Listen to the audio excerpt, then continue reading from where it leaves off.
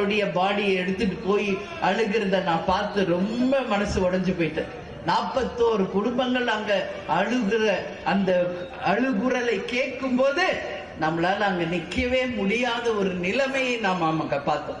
அதே மாதிரி ஹாஸ்பிட்டல்ல படுகாயம் அடைந்து அட்மிட் ஆன எல்லாரையும் நாம போய் நேரடியா சந்திச்சோம்.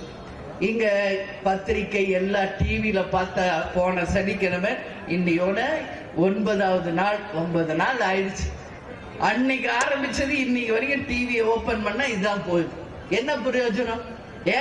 என்ன பிரயோஜனம்ன்ற இன்னைக்கு எதுக்கு வந்து தடுக்கிறீங்க? ரோடு பூரா போலீஸ் நிக்கிறாங்க. யாரும் ரோட்ல நேஷனல் ஹைவேஸ்ல மீட்டிங் வைக்க கூடாது, ரத யாத்திரை வரக்கூடாது, ஸ்டேட் ஹைவேஸ்ல வரக்கூடாது. அப்ப எங்கதான் போறது?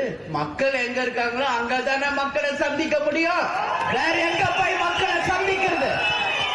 என்ன காட்டுக்குள்ளேயும் மலைக்குள்ளேயுமா போய் சந்திக்க முடியும்? என்ன நீதி? யாரோ ஒருவர் செஞ்ச தப்புக்கு இன்னைக்கு எல்லா தேமுதிகவை வஞ்சிப்பது எதற்கு? இது என்ன மாதிரி கட்சி? என்னைக்காவது ஒரு தொண்டருக்கு, ஒரு மக்களுக்கு இந்த கட்சியினால பாதிப்பு வந்திருக்குது என்பதை யாராவது காட்ட முடியுமா? ஒரு சின்ன உதாரணம் காட்ட முடியுமா? சொல்லுங்க பாப்போம். இதுவரைக்கும் தமிழ்நாட்டிலேயே ஒரு மாநாடு நடத்தி கின்னஸ் ரெக்கார்ட் செய்த முதல் கட்சி தேசிய முற்போக்கு திராவிட கழகம். தலைவர் அவர்கள் கட்சி ஆரம்பித்த அன்றைக்கு 28 லட்சம் பேர் மதுரையில கூடினாங்களே. எங்கேயாவது ஒரு சின்ன அசம்பாவிதம் இதுவரைக்கும் நடந்திருக்கா? யோசிங்க.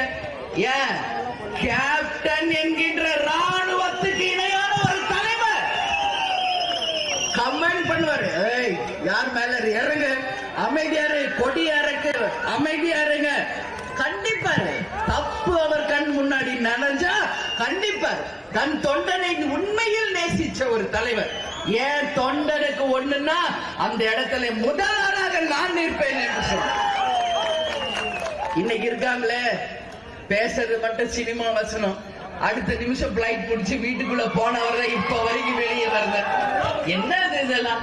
என்னது? யாருக்காக வந்தாங்க? மக்கள் உங்களை பார்க்க வந்தாங்க இல்லையா? அப்ப யார் பொறுப்பு?